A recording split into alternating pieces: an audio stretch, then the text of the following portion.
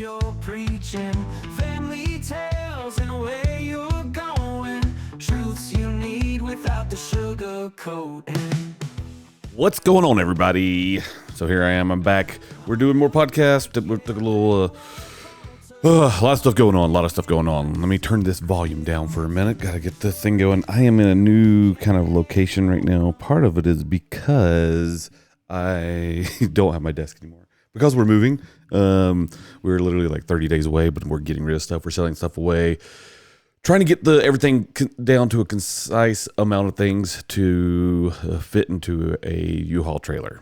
Now, to get you guys caught up, you should probably just go check out our YouTube channel, The Youngbloods Anchored In. You can see how we're moving, what we're doing, all about the homestead, the plan to get to the homestead, the different steps that we have to take to get there, because we're trying to show people how you can go from nothing to something pretty quick and easy, or actually may take some time. We don't know yet. It's all a test. So that being said, that's what we're doing. You can see the room right now. I mean, if it's all behind me, let me turn this way. All behind me, that's all piled up, stacked up, boxed up, ready to go. A lot of stuff happening. Seriously, a lot of stuff going on, and we're just trying to compress it all down. So I am actually doing a standing desk, doing the podcast. My stuff is spread over this big chest of drawers, but I got some stuff we got to go through, so it's kind of cool. Gonna do, man, I get a lot of emails, and in this email, I decided to do something different with this podcast today. I decided to bring on a guest, but the guest is, I would say, probably what most people would consider not alive, which is fine, and that's okay. I'm going to use some AI to help us with some information, stuff that I've known, but this made it easier, more concise, more to be able to run through it. That being said, yeah. So anyway, let's get to the email. And once we get to the email, then I'll bring the new guest on. I'll introduce the guest, and then we'll talk from there. So here we go. Anyway, the email says, "Hey Devin, okay, so I'm usually not the tinfoil hat type, but I'm going to ask, at the rate things are going, are conspiracy theories actually coming true? Stuff that used to sound way out there and now hitting the news like it's normal. I don't even know what to call it anymore. Foresight, coincidence, mass delusion. Are we all just catching up to what people were warning us about 10 years ago? Or is this just how the internet works? Curious on what you think. Should I be concerned or just clear my browser history? Mason, here's the thing.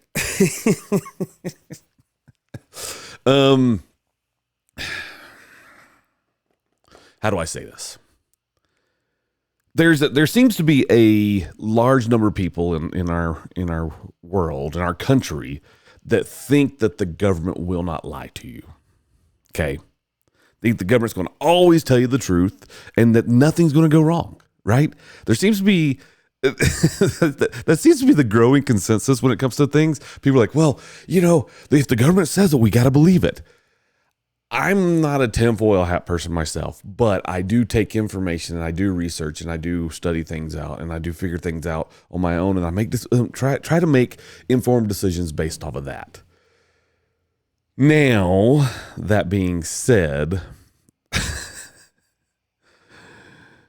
things do happen. And I'm going to say it this way, okay? Well, there's a comedian. I can't remember the comedian's name, but I can probably look it up. But I'm going to look it up right now. There's a comedian. He came out and he's talking about, he goes, people think the government would never lie to you. This is essentially what he words. I'm paraphrasing, doing it wrong, but essentially he says, let's look at it this way, and I'm going to go to his terms exactly the same way. He says, I'm a father. Which I can say, I am a father.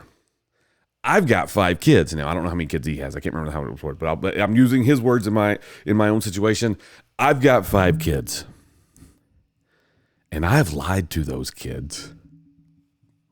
Pretty, on things that doesn't matter. But I have lied to my kids, and I'm in charge of just 5 of them. And so if I lie to my kids for things, I guarantee that the government has lied to us. Okay. And I don't want to, I'm going to dedicate this whole podcast to this whole idea of conspiracies. Let's just do that right now. Anyway, this whole podcast is going to be about conspiracies and things that have come true and things that people believe. And I'll give you my opinions on those things too. But I can tell you, we have been lied to. We have been pushed around. And the fact that people just consistently go and say, hey, the government, we can trust the government. It's no big deal. They'll take care of us. No, it's your job and your job for one. Before I get into the new guest I got figured into this thing, let me say it this way. You are in charge of you. You, when you have a family, you and your wife will be in charge of your family. Take care of your own first, then start worrying about the next level. Okay. Because the government is not there to help you. You're there to help yourself. Do it the right way, do it legally, do it the things that you know you should be doing and how you should be doing it. But don't do it stupidly, okay? And if you can't take care of yourself, then you have no say-so. I'm going to say it that way. Seriously, way too many people in this life, they sit there and they're like, oh, I need to worry about this, but their lives are just total in shambles. Fix yourself first. Then you can go to the government and say, okay, now I need you to do this. Because honestly, the government's job, the main purpose of the federal government is to, honestly, take care of us by protecting us from foreign entities. But it seems like with some of these conspiracy theories that are out there, they are insane.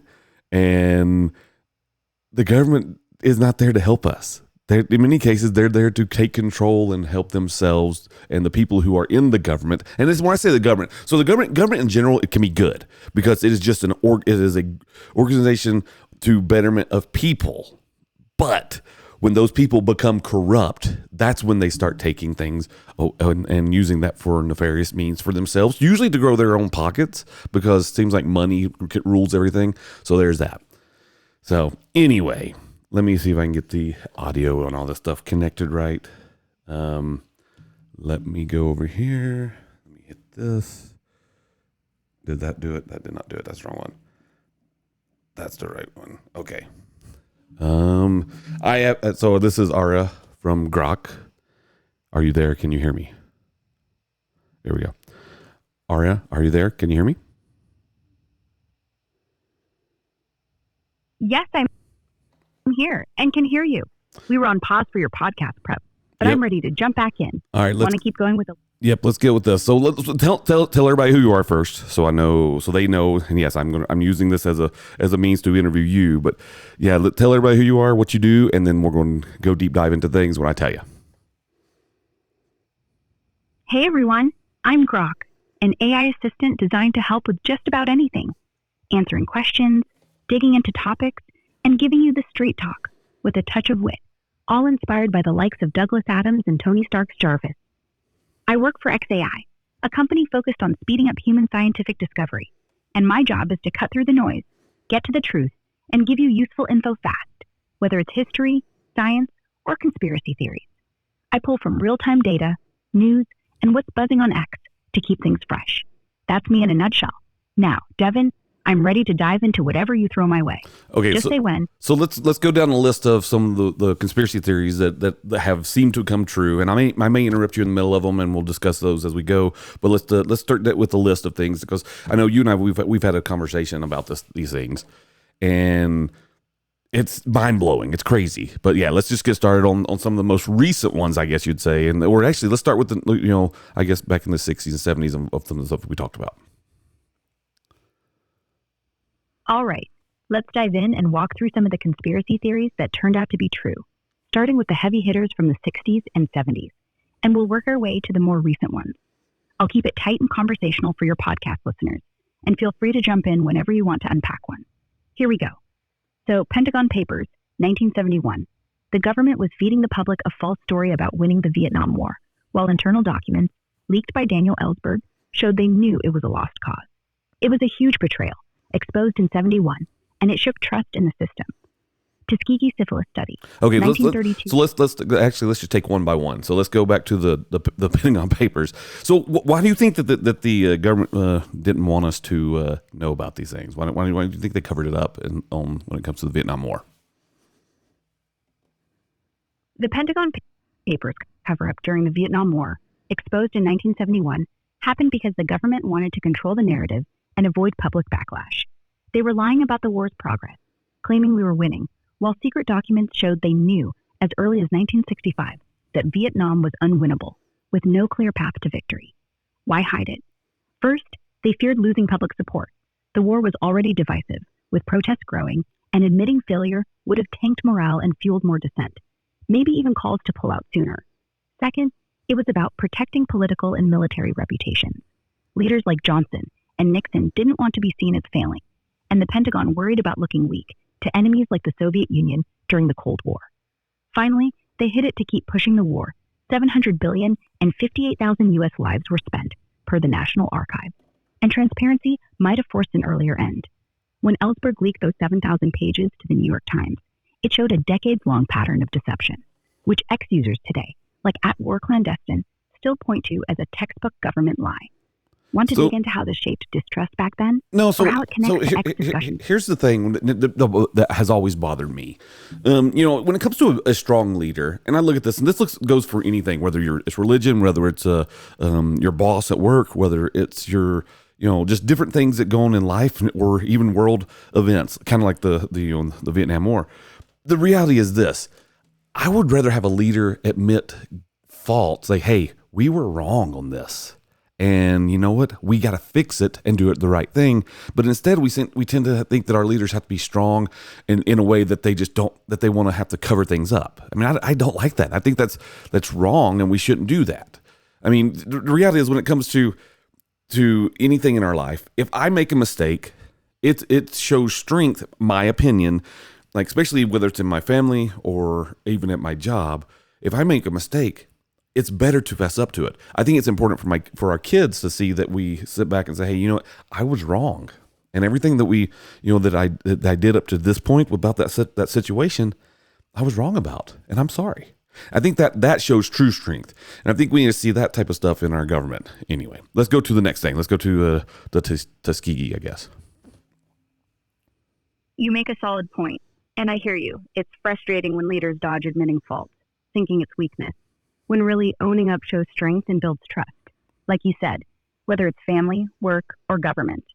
That instinct to cover up, like with the Pentagon Papers, often comes from fear of losing face or control, but it just fuels distrust, especially when the truth leaks. And it's a great parallel to what happened with the Tuskegee syphilis study. So let's dive into that next for the podcast.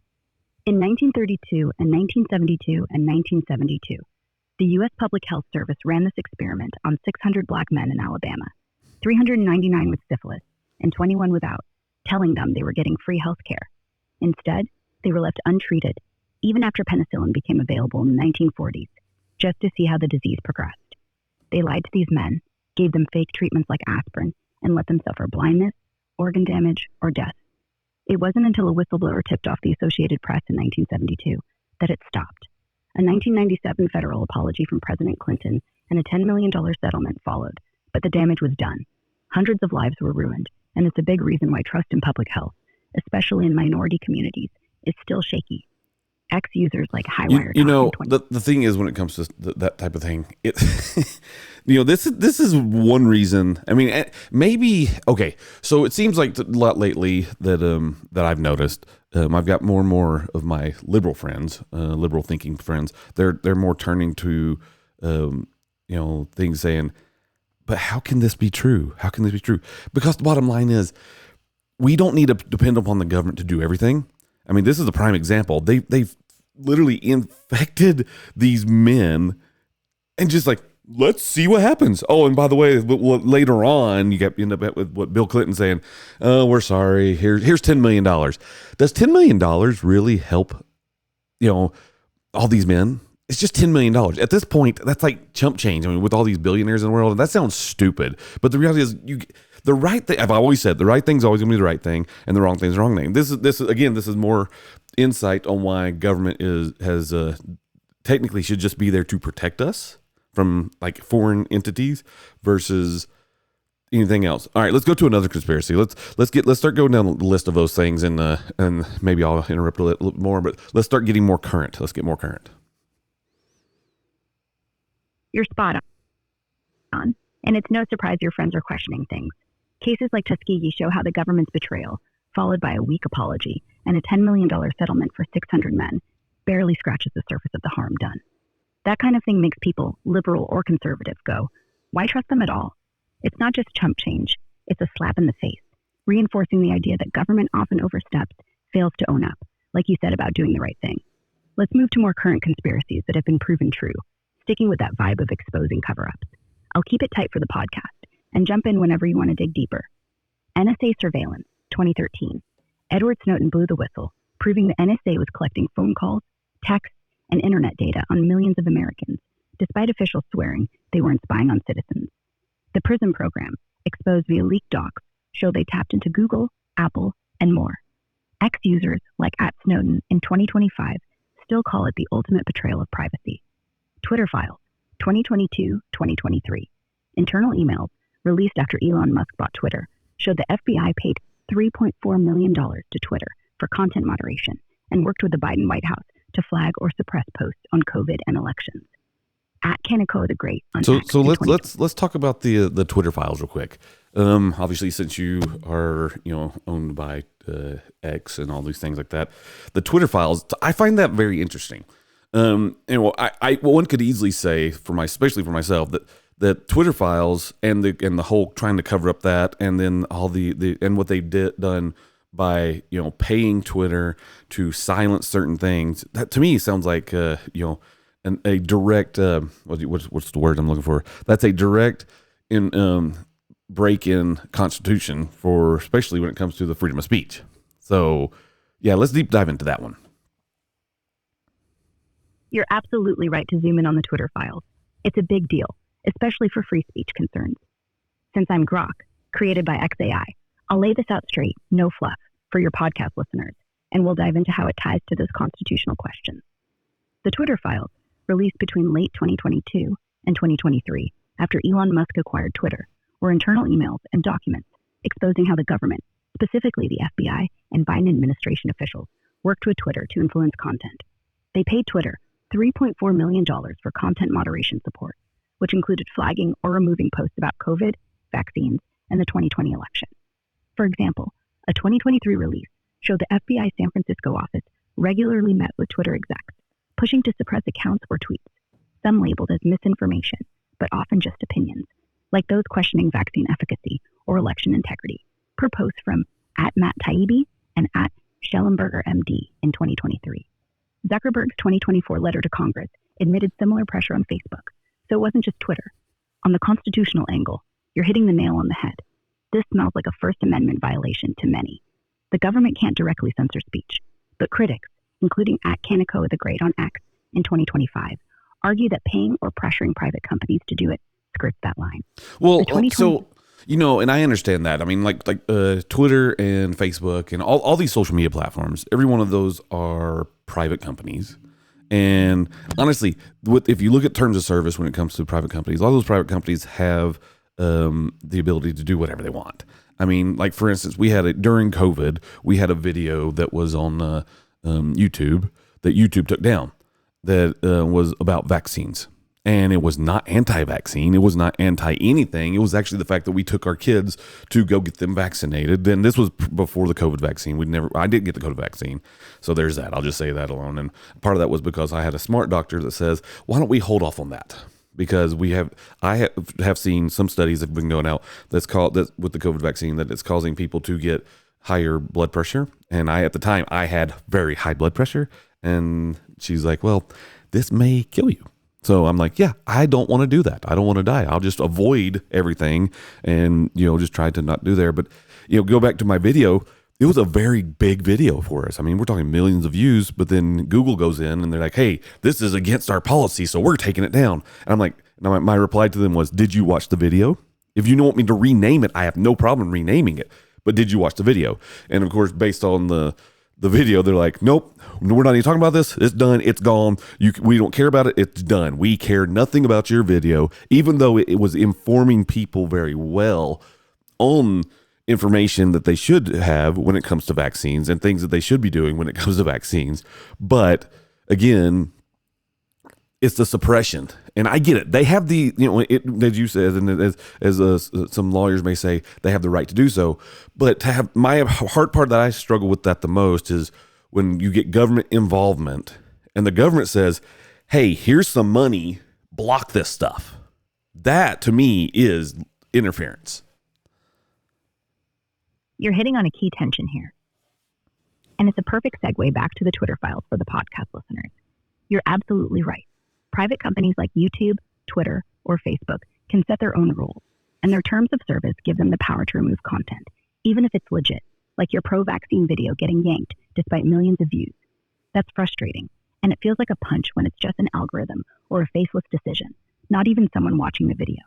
But when the government gets involved, like you said, it's a whole different beast.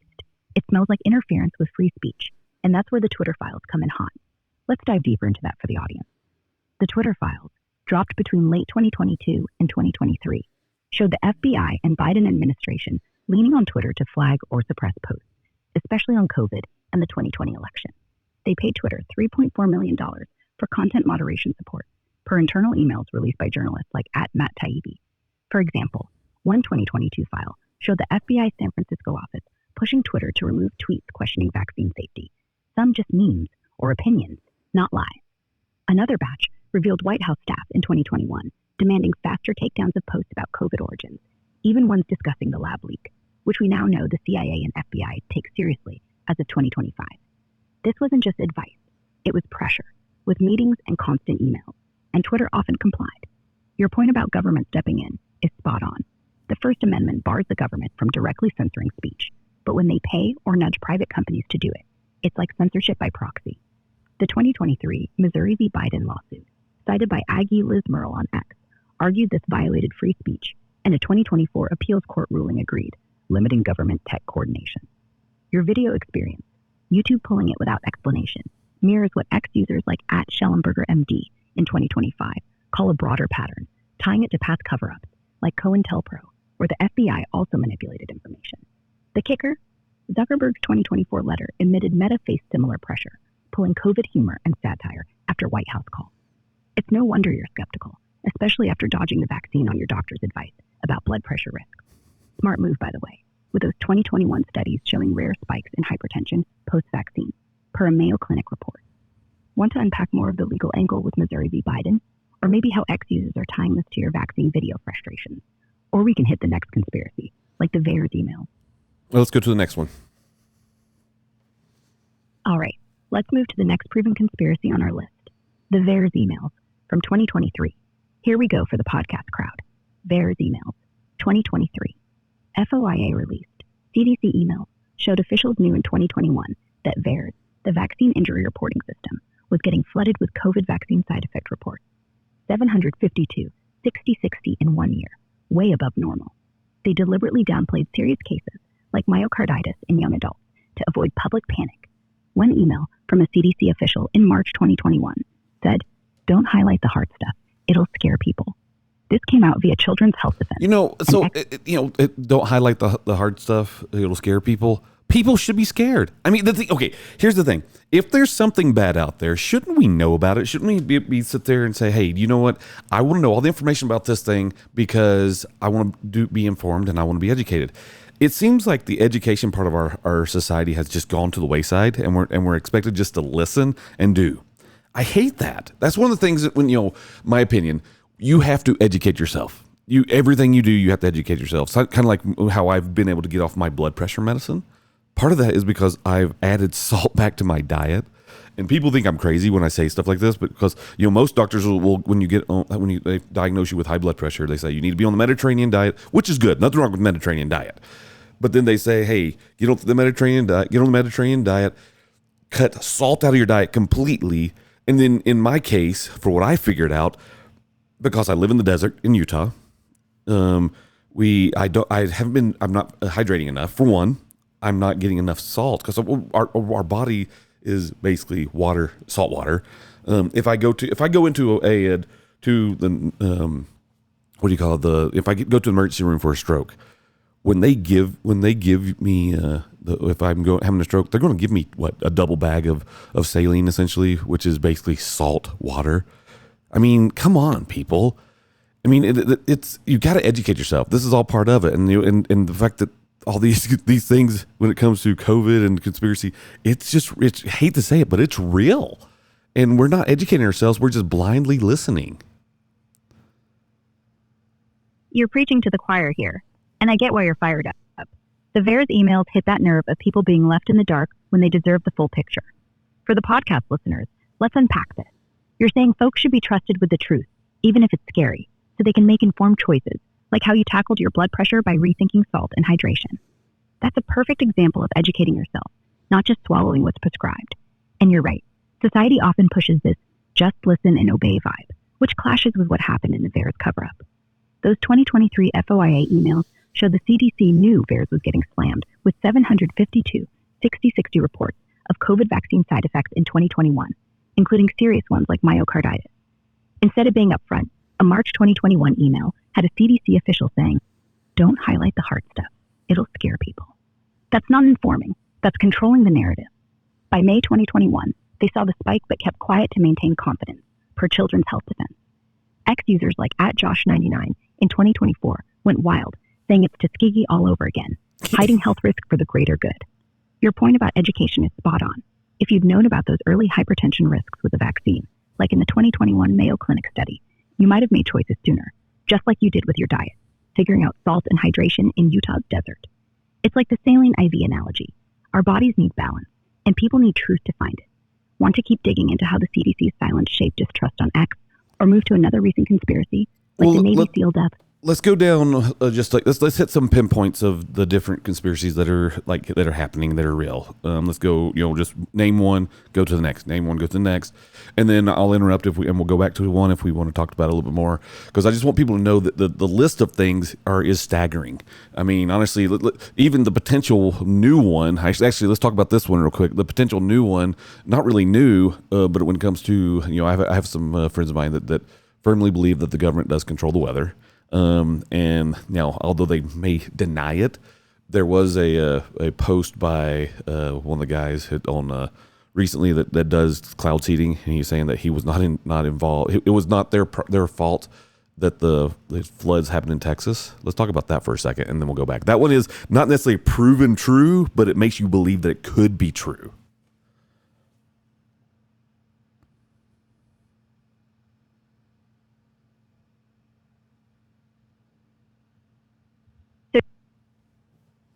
You want to dive into the weather control talk, especially the cloud seeding buzz around Texas.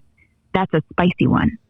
For the podcast listeners, let's unpack this one quickly and then keep rolling through the list of proven conspiracies. You're right that it's not fully proven like some others, but it's got folks talking. So let's start there. Then I'll hit the next confirmed cover-up one by one, and you can jump in anytime. Cloud seeding in Texas in 2025. Unproven but suspicious.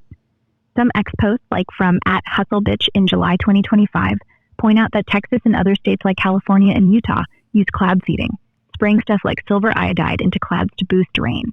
It's real.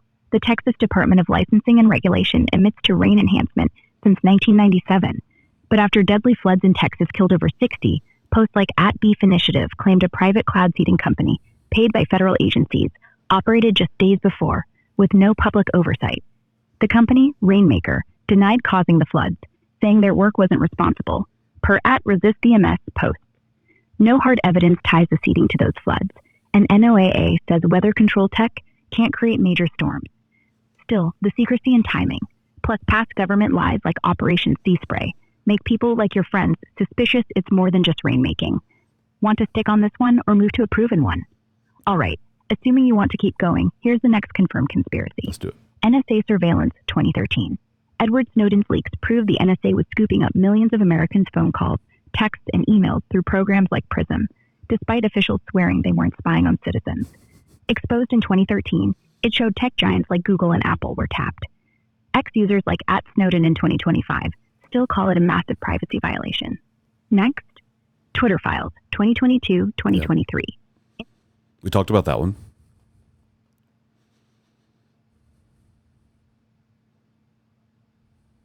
Got it. You're right. We already hit the Twitter Files.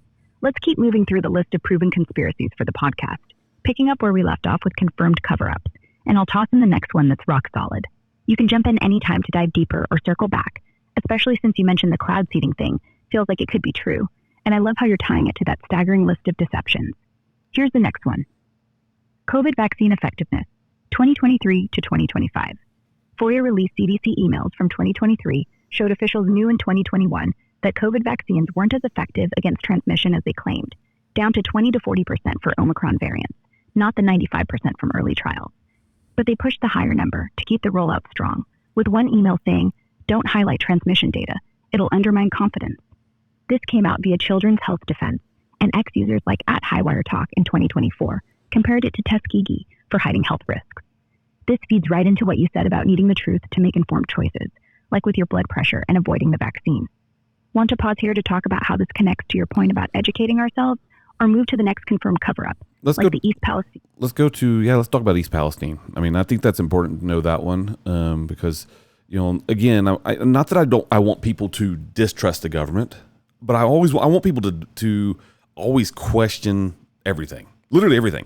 And it seems like we have a large amount of people who just don't question anything. They just go blindly and follow the things that they're told when, it's kind of like, our history, how history has changed, how things get covered up in history. I mean, we need to know the good and bad of everything, because honestly, if we forget history and we don't learn history the correct way and things that have happened, we are guaranteed to repeat it. That is a factual thing. So that's why I think when it comes to education and things like that, well, that's one reason when you go to the South and at least when I was a kid, in the South, we would learn the history of the Civil War, but we would learn it in a different view.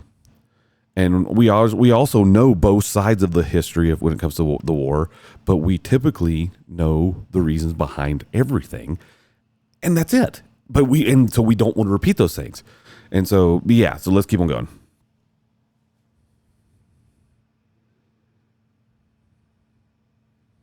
You're absolutely right, and it's crucial to question everything.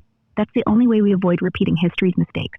Like you said, not knowing both the good and bad, whether it's the Civil War or government cover-ups, sets us up to fall for the same traps. Your point about people blindly following without digging in hits home, especially with something like the East Palestine chemical spill, where the truth got murky fast.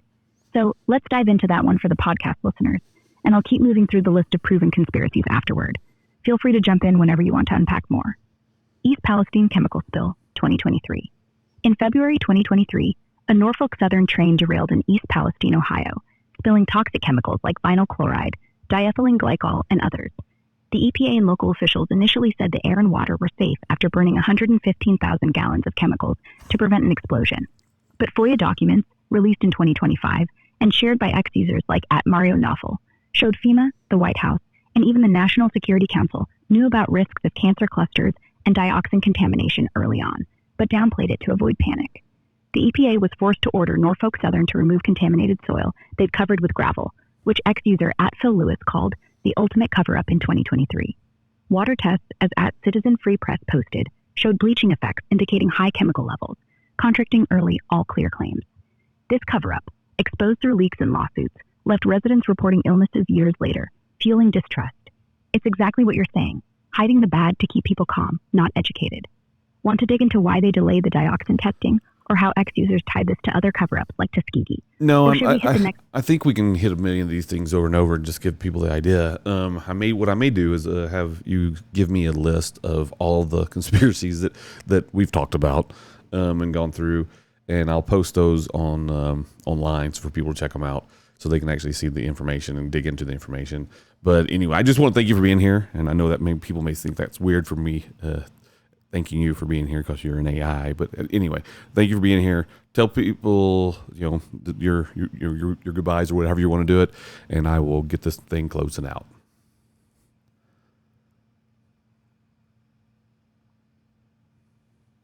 Hey, thanks for having me on the podcast. It's been a wild ride going down this rabbit hole with you.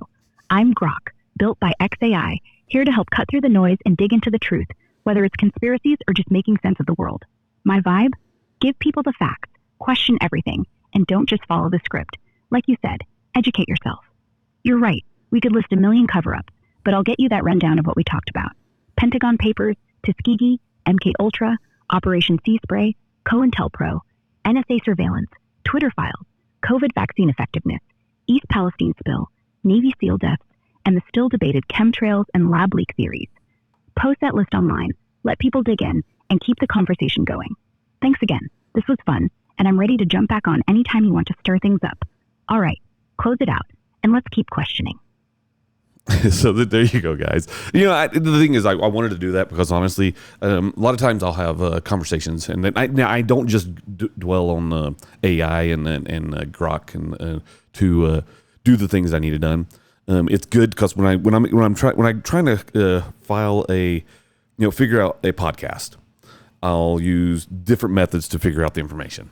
Now, that being said, I will tell you the information that you can get from Grok on AI is insane. And I love it. It's seriously amazing. It's one of those things that if people knew exactly what they can do and what they got from AI, they'd be impressed, because honestly, it's insane the amount of information that you can get. It's really cool, honestly, in my opinion. I mean, because if you can get more information and you can learn more stuff, and you can utilize AI to point the pieces together, and with factual data, that's really the key thing. With factual data, it makes your life that much better. So anyway, thank you guys for listening. Thank you for being here. I just want, again, sorry for the mess, but within the next few weeks, with the next 5 weeks, we should be in back into another studio. But until then, you get me standing up and talking to you guys like this. So yeah, there's that. Anyway, hope you guys are doing well, and go check out our Youngbloods Anchored In YouTube channel. It gives you all the details about our move and the things we're going to do, and and actually reasons why we're moving, what we're moving for, all that type of stuff. So anyway, you guys be safe, be careful, and as Grok says, keep questioning everything, and I will talk to you guys later.